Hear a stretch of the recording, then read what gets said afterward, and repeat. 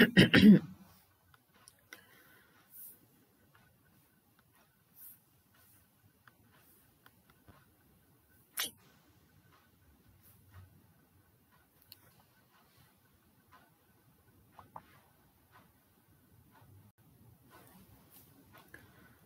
Everyone, welcome to Unacademy और this is Divyashri here. आज का जो टॉपिक है वो है आपका सेल साइकिल, जो कि आपका सेल बायोलॉजी के पार्ट से है। यूनिट सेल बायो यूनिट से आज हम डिस्कस करेंगे आपका सेल साइकिल, राइट? ओके, तो ये टॉपिक है सेल साइकिल एंड ये टॉपिक है आपका सेल बायोलॉजी से, राइट? तो आज हम इसके बारे में डिस्कस करेंगे। सबसे पहले लेट मी टेल यू, आप जुड़े हुए हैं अनअकैडमी के let's crack CSI UGC net के यूट्यूब चैनल में। This is me here. अगर आप अनअकैडमी प्लस ज्वाइन करना चाहते हैं तो आप मेरे रेफरल को देबा या देबा1 से अनअकैडमी ज्वाइन कर सकते हैं। बेनिफिट्स क्या है? आपको फ्री क्लासेस मिलते हैं, free classes live, right? Second क्या है, मेरा कोड ओपन है हर एक एग्जाम के लिए, ओपन फॉर ऑल कैटेगरीज। अगर आप यूपीएससी CSIR SSC कोई भी एग्जाम की प्रिपरेशन के लिए अगर आप फ्री सेशंस अटेंड करना चाहते हो या फिर प्लस सब्सक्रिप्शन की भी प्लानिंग करते हो तो आप मेरे कोड के थ्रू जा सकते हो एंड आप फ्री सेशंस एक्सेस कर पाओगे। सिर्फ आपको मेरा रेफरल कोड देबा और देबा1 को यूज करना है। थर्ड है, आप अनअकैडमी प्लस के सब्सक्रिप्शन प्लान करते हो तब भी अगर आप मेरा कोड यूज करोगे तो आपको 10% की ऑफ मिलती है। बेनिफिट्स क्या क्या है अनअकैडमी प्लस का है? Daily live classes, structured courses as per the CSIR syllabus, daily live classes, structured courses as per the CSIR syllabus, live tests and quizzes, unlimited access to all the educators at single subscription. So if you are planning for joining an academy plus, you can join it at single subscription. For live classes, you need to attend. For live classes, you need to use my referral code DEBA1. For live classes, use my referral code DEBA or DEBA1 free. If you are planning for 1 month, the subscription will be 2100. For 3 months, the price is 5250. For 6 months, it is around 9450. For 12 months, it is 11550. For 24 months, it is 16800.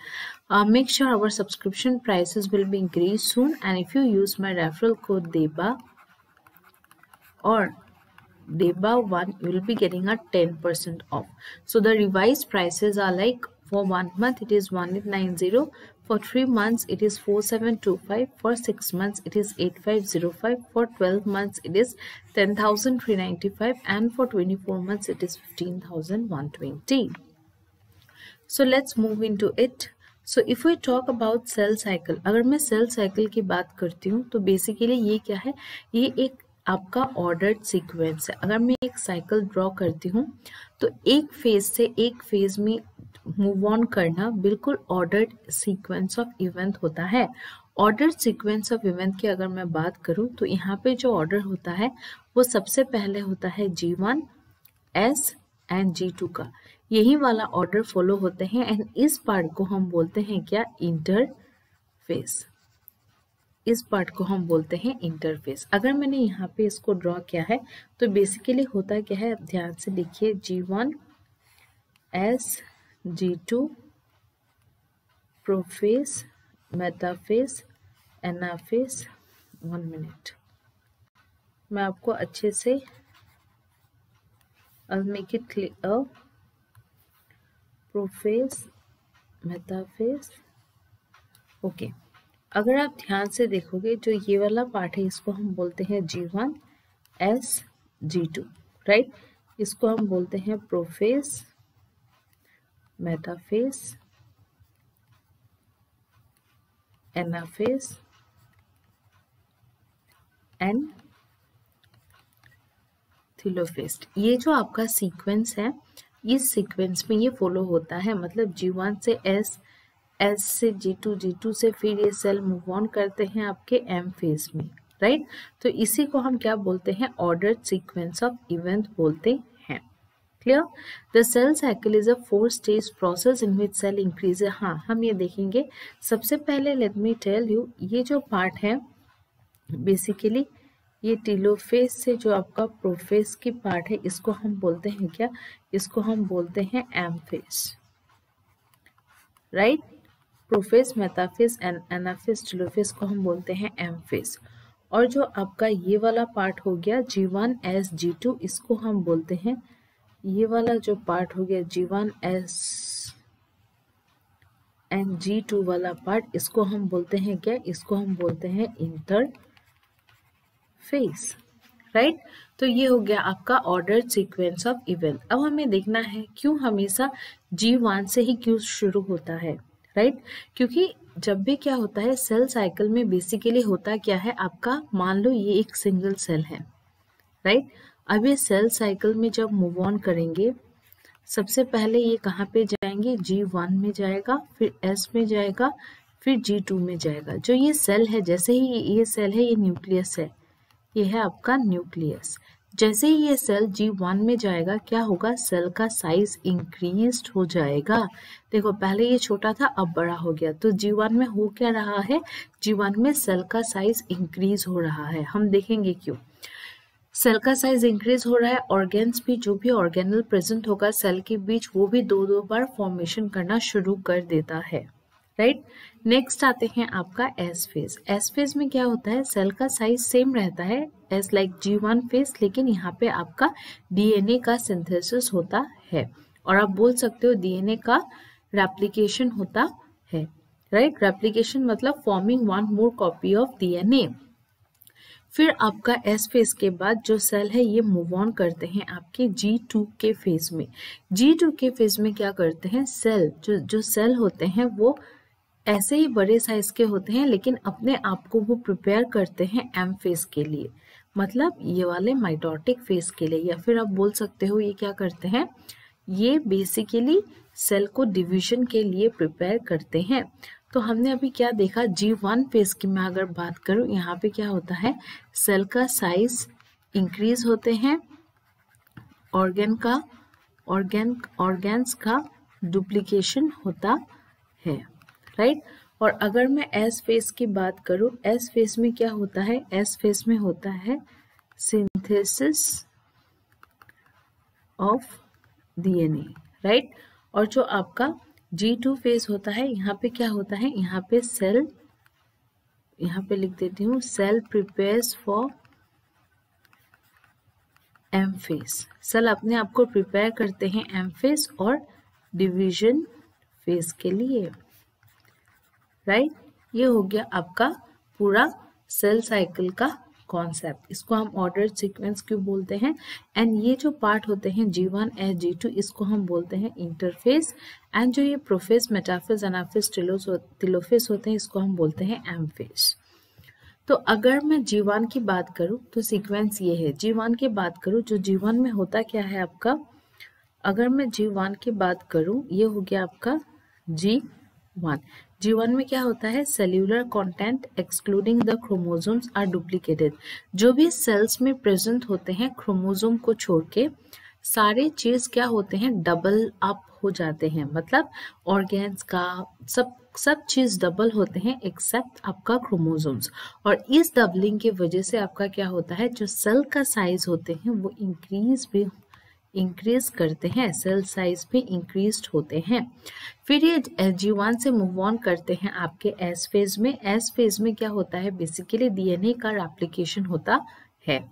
फिर S phase से ये G2 phase में जाते हैं। G2 phase में क्या करते हैं, सेल्स अपने आप को प्रिपेयर करते हैं एम फेज के लिए, या फिर आप बोल सकते हो माइटोटिक फेज के लिए, या फिर आप बोल सकते हो डिवीजन फेज के लिए। तो अगर G1 की मैं बात करूं, G1 फेज में देखो जैसे सेल एंट्री हुआ था, ये देखो ये बिल्कुल थिन क्रोमोसोम है, क्रोमैटिन। फिर ये कॉन्डेंस्ड होते हैं, कॉन्डेंस्ड होने के बाद यहाँ भी थिन है। कॉन्डेंस कब होगा, जब रेप्लिकेशन होगा DNA का। जैसे ही डीएनए का रेप्लिकेशन हुआ, देखा यहाँ पे मैंने क्या बोला था, एक कॉपी फिर से सिंथेसिस करेगा। पहले देखो आप रेड कलर का 1 कॉपी है एंड ब्लू कलर का 1 कॉपी है, लेकिन यहाँ पे देखो रेड कलर का 2 कॉपी है, ब्लू कलर का 2, दैट मीन्स सिंथेसिस हो गया है डीएनए का। अब क्या होगा, G2 फेज में सेल अपने आप को रेडी करेंगे M फेज के लिए। M फेज में आपका डिवीजन होगा, जिसके कारण आपको क्या मिलेगा, आफ्टर M फेज आपका जो सेल होगा वो कुछ इस तरह से देखने को मिलता है, राइट। ये हो गया आपका पूरा कॉन्सेप्ट। नेक्स्ट अगर मैं बात करूँ G1 फेज में, G1 फेज को हम बोलते हैं स्टार्टिंग फेज और growth phase. It is gap between mitosis of proceeding round of cell cycle, preceding round of cell cycle 1 and DNA synthesis of current cell. Cell increases in size, growth phases for RNA, each chromosome and single molecule. तो अगर G1 phase की बात करूँ, इसको हम लोग gap 1 phase भी बोलते हैं। तो यहाँ पे होता क्या है, बेसिकली यहाँ पे ये होता है कि जो सेल के ऑर्गेनल्स होते हैं, cell organelles doubles up, right. Cell का जो ऑर्गेनल्स होते हैं वो रेप्लिकेट करना शुरू कर देते हैं। इसके वजह से जो सेल का साइज होते हैं वो इंक्रीज होने लगता है, राइट। और अगर मैं एस फेज की बात करूं, एस फेज में बेसिकली होता क्या है, आपका डीएनए का रेप्लिकेशन होता है, या फिर डीएनए अपनी स्ट्रैंड का कॉपी बनाते हैं। डीएनए का रेप्लिकेशन होता है, या फिर आप लिख सकते हो डीएनए सिंथेसिस, राइट। नेक्स्ट होता है आपका G2 फेज। G2 फेज में क्या होता है, आपका सेल अपने आप को रेडी करते हैं M फेज के लिए, और M फेज ही वो फेज है जहाँ पे सेल डिवाइड करते हैं, cell divide, right. M phase में होता है, तो आपको एक सेल, अगर मैं बोलूँ 1 सेल से आपको क्या मिलते हैं, 1 सेल से आपको मिलते हैं 2 सेल्स। इसी को बोलते हैं क्या, इसी को बोलते हैं माइटोसिस, राइट। तो ये हो गया आपका कॉन्सेप्ट। यहाँ पे देखो G1, S, G2 ये तीनों फेजेस मिला के आपका कौन सा फॉर्म करते हैं, इंटरफेस। और इंटरफेस जो होता है वो सबसे लॉन्गेस्ट ड्यूरेशन होता है सेल साइकिल में, लॉन्गर ड्यूरेशन का होता है सेल साइकिल में, राइट। तो ये हो गया आपका सेल साइकिल का बेसिक्स। अभी मैंने यहाँ पे भी डायग्राम दिया है टू मेक यू अंडरस्टैंड। ये है आपका G1 phase, S phase and G2 phase. अगर आप ध्यान से देखो, G1 फेज में सेल ग्रो किया, normal functions of life. S phase में डीएनए का रेप्लिकेशन होना, G2 में cell grows and prepares for mitosis, M phase में माइटोटिक डिवीजन शो करते हैं। अगर मैं बात करूँ एम फेज की, एम फेज में बेसिकली जो होते हैं ये है आपका प्रोफेज, राइट। फिर होता है आपका मेटाफेज, और फिर होते हैं आपका एनाफेज, एंड लास्ट जो होते हैं उसको हम बोलते हैं टीलोफेज। और ये वाला जो डिवीजन है इसको हम बोलते हैं इक्वेशनल और सिमेट्रिकल डिवीजन, मतलब बिल्कुल इक्वल है, राइट। इसी को बोलते हैं इक्वेशनल और सिमेट्रिकल डिवीजन, राइट। तो आप ध्यान से देखो, ये है आपका न्यूक्लियोप्लाज्म, ये है न्यूक्लियोलस, ये है न्यूक्लियर एनवेलप, ये है क्रोमोसोम, राइट। तो रेप्लिकेटेड क्रोमोसोम एस फेज के बाद क्या है, कॉन्डेंस्ड हो जाते हैं। प्रोफेज में क्या होते हैं, प्रोफेज में क्रोमेटिन का और क्रोमोसोम का कॉन्डेंसेशन होता है, राइट। तो इसलिए क्रोमोसोम क्या हो जाते हैं, थिक हो जाते हैं इन केस ऑफ प्रोमेटाफेज, राइट। फिर एनाफेज में क्या होते हैं, दोनों स्प्लिट्स हो जाते हैं, और फिर क्या होते हैं, मेटाफेज में ये लोग आपका बीच में लाइन हो जाते हैं। इसी को हम बोलते हैं क्या, हम बोलते हैं मेटाफेजिक प्लेट, इसी को हम बोलते हैं मेटाफेजिक प्लेट, राइट। तो ये हो गया आपका कॉन्सेप्ट। अब हम देखेंगे, अगर मैं यहाँ पे मैंने इंडिविजुअली दिया है, अगर मैं बात करूँ प्रोफेज की, ये माइटोसिस है। अगर मैं बात करूँ प्रोफेज की, प्रोफेज में क्या है, क्रोमोसोम आपका कॉन्डेंस होगा एंड बिकम विजिबल। जो पतला थ्रेड था वो आपका कॉन्डेंस होने लगेगा और वो सबको दिखाई देगा। Spindle fibre emerges from centromere. अब जो यहाँ से स्पिंडल फाइबर है वो दोनों एंड की तरफ मूवमेंट करेंगे। फिर इसके बाद आपका क्या होगा, कुछ यहाँ से फाइबर्स देखने को मिल जाएगा। न्यूक्लियर एनवेलप जो है, जो यहाँ पे जो न्यूक्लियर एनवेलप है, इस न्यूक्लियर एनवेलप का ब्रेकडाउन होना जरूरी है। Centrosome moves down to opposite pole, right. Coming to prometaphase, अगर हम प्रोमेटाफेज की बात करें, जो क्रोमोसोम्स होते हैं वो कंडेंस होने लगते हैं। Kinetochore appear at the centromere, yes, जो काइनेटोकोर होते हैं, काइनेटोकोर क्या होते हैं, इस पार्ट को बोलते हैं बेसिकली काइनेटोकोर। काइनेटोकोर जो हम बोलते हैं इसको, इस पार्ट को बोलते हैं, राइट। तो chromosome continue to condense, chromosome आपका कंडेंस्ड होने लगते हैं, काइनेटोकोर सेंट्रोमियर के साथ जुड़ जाते हैं, फिर माइटोटिक स्पिंडल या माइक्रोट्यूब्यूल जो होते हैं वो अटैच्ड होते हैं आपके काइनेटोकोर से। और माइक्रोट्यूब्यूल कौन फॉर्म करते हैं, ये फॉर्म करते हैं आपका सेंट्रियोल, राइट। ओके, मेटाफेज की अगर मैं बात करूँ तो सारे क्रोमोसोम सेंटर में आ जाएंगे और इसी पार्ट को हम बोलते हैं मेटाफेजिक प्लेट। क्या बोलते हैं, हम बोलते हैं metaphasic plate. Chromosomes are lined up at the metaphase plate. Each sister chromatid is attached to spindle fiber originating from the opposite poles. Right, अब जैसे ये मेटाफेज में अलाइन हो गया, अब एनाफेज में क्या होगा, यहाँ से जो स्पिंडल फाइबर्स निकले थे वो जाके काइनेटोकोर से ज्वाइन किया, कहाँ ज्वाइन किया, ये इसने ज्वाइन किया प्रोमेटाफेज में। जैसे ही ये ज्वाइन हुआ, यहाँ पे क्या होगा, दो इस तरफ, दो इस तरफ, दो स्ट्रैंड इस तरफ का मूवमेंट होता है। इसी को हम बोलते हैं स्प्लिटेंस ऑफ सेंट्रोमियर। इसी को हम क्या बोलते हैं, इसको हम बोलते हैं सेंट्रोमियर स्प्लिटेंस, राइट। ये हो गया आपका एनाफेज। टेलोफेज में क्या होता है, it is just reverse of prophase. जो आपका न्यूक्लियर एनवेलप लॉस्ट हुआ था वो फिर से आपका फॉर्म होना शुरू होता है। Chromosomes arrive at opposite poles and begin to decondense. Nuclear envelope material sound each set of chromosome, right, and spindle fibre continue to push poles apart. तो ये था आपका माइटोटिक फेज। यहाँ पे टेलोफेज में क्या होगा, जो सबसे उल्टा होता है प्रोफेज का वो होना शुरू हो जाएगा। Sorry, excuse me. तो मतलब क्या होगा आपका, यहाँ पे आपका टेलोफेज की मैं अगर बात करूँ, न्यूक्लियर एनवेलप का रीअपियरेंस होगा, सेंट्रियोल फिर ऐसे मूव ऑन करेंगे। प्रोफेज का बिल्कुल उल्टा पार्ट है, राइट। तो यहाँ पे मैंने इंटरफेजिक सेल्स रखा है, ये देखो न्यूक्लियस, ये है ग्रेन्युलर क्रोमेटिन, ये है सेल मेम्ब्रेन। प्रोफेज में देखो थिक हो गया, राइट। तो कंडेंसेशन होते हैं क्रोमोसोम का, leading to the thicker form chromosome. And फिर आपका मेटाफेज में क्या होते हैं, ये सारे क्रोमोसोम बीच में आ जाते हैं, जिसको हम क्या बोलते हैं, हम बोलते हैं इसको metaphasic plate, metaphasic plate, right. और एनाफेज में ये स्प्लिट्स हो जाते हैं, इस तरफ मूव करते हैं, ये इस तरफ। एंड टेलोफेज में क्या होता है, आपका सेल का भी यहाँ डिवीजन होने लगता है। तो इसी को बोलते हैं क्या, माइटोटिक डिवीजन। प्रोफेज ये हो गया इंटरफेस, ये हो गया प्रोफेज। कंडेंसेशन ऑफ क्रोमोसोम होता है, राइट। फिर आपका क्या होता है, यहाँ पे होता है आपका कंडेंसेशन ऑफ क्रोमोसोम,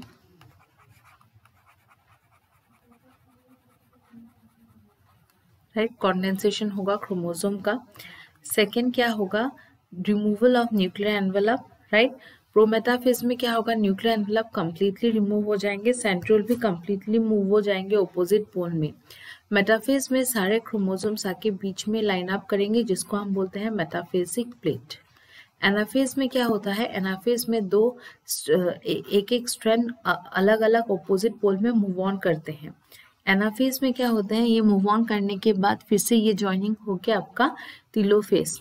टेलोफेज जिसको हम बोलते हैं क्या, reappear opposite of the prophase.